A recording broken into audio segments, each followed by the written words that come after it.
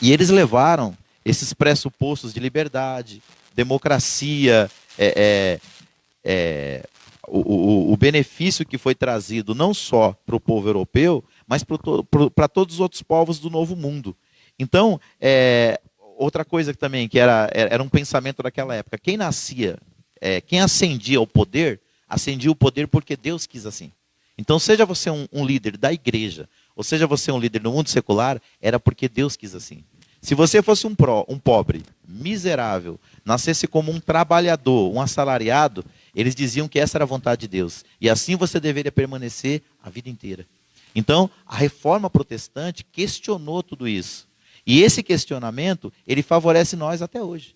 Porque muitas bandeiras que são levantadas hoje pelo mundo secular, naquela época, quem levantou foram os cristãos. Lógico, apoiado pela burguesia, que queria também uma mudança porque estava sendo oprimida. A burguesia, para quem não sabe, era a classe média alta, que também era muito oprimida quando produzia alguma coisa.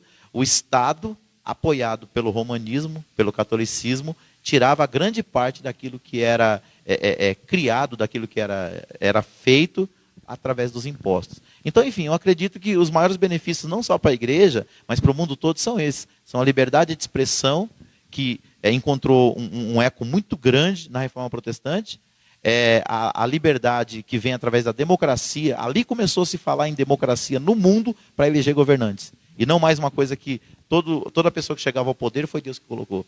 E essa liberdade de você questionar aquilo que o Estado ou a religião propõe.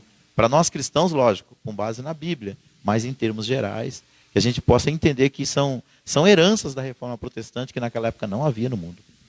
Amém. É aquilo que nós estamos falando aqui, né, pastor Davi? Às vezes as pessoas acham que a Reforma Protestante só beneficiou a nós, né? Mas como nós lemos aqui, o catolicismo naquela época, o romanismo naquela época, ele envolveu as várias áreas, né, da sociedade. Ciências, artes, filosofia, tudo eles tomavam conta. E uma coisa, né, pastor Davi, pastor N, pastor Davi e pastor Edson, que o pastor Davi que falou que foi muito importante para nós hoje a democracia, que a gente tem direito hoje de votos, a gente tem direito hoje de falar qualquer... E naquela época não tinha. Então, a Reforma Protestante fez com que aquelas pessoas tivessem esse dom para ter essa democracia. Fazendo um adendo ao que o pastor Davi estava comentando, e ele está coberto de razão. Então, por exemplo, quando a gente vê Genebra convidando Calvino para vir para Genebra, a Câmara Municipal convidou Calvino para cuidar da previdência social e de toda a parte social de Genebra.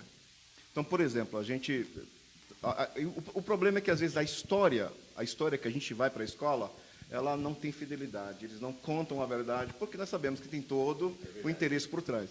Mas, por exemplo, o que nós chamamos hoje de orfanato. Não existia orfanato. As crianças, quando eram abandonadas, ficavam na rua. Quem criou o orfanato? Entendeu? A Reforma Protestante. Entendeu? Por exemplo, não tinha salário mínimo em Genebra.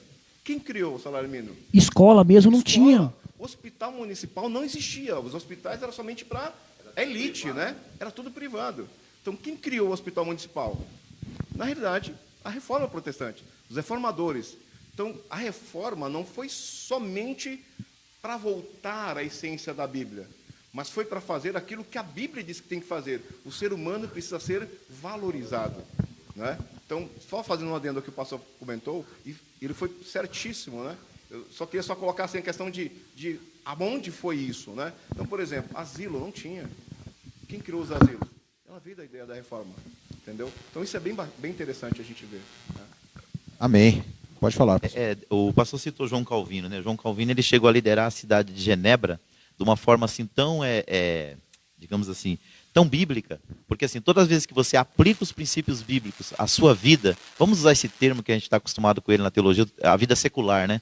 A gente costuma usar a vida religiosa, a vida secular. Na verdade, o ser humano é integral. A nossa espiritualidade, ela não é espiritualidade secular ou religiosa, mas só para você entender, aquilo que não está ligado à religião. Os princípios que ele aplicou ali de administração financeira, através da justiça, porque o político, quando ele é eleito, quando ele chega ao poder, ele chega como um servidor público. Ele é um servidor público. Isso está expresso na nossa Constituinte. Então, ele precisa servir as pessoas e não se servir do seu posto para enriquecer ilicitamente. Então, o que aconteceu? A Genebra de Calvino, ela foi tão bem administrada que toda a população prosperou. A cidade se tornou um modelo social e político para o mundo. E isso aí não pode ser negado pela história, né, pastor Eni? Isso tá registrado. Mas justamente, não que ele não tenha cometido erros, ele cometeu erros também. Se você for a fundo na história, você vai ver que também ele cometeu erros na questão social também. Mas grande parte das leis que foram criadas em Genebra beneficiou toda a população. Graças a Deus. E aí, você está gostando do debate?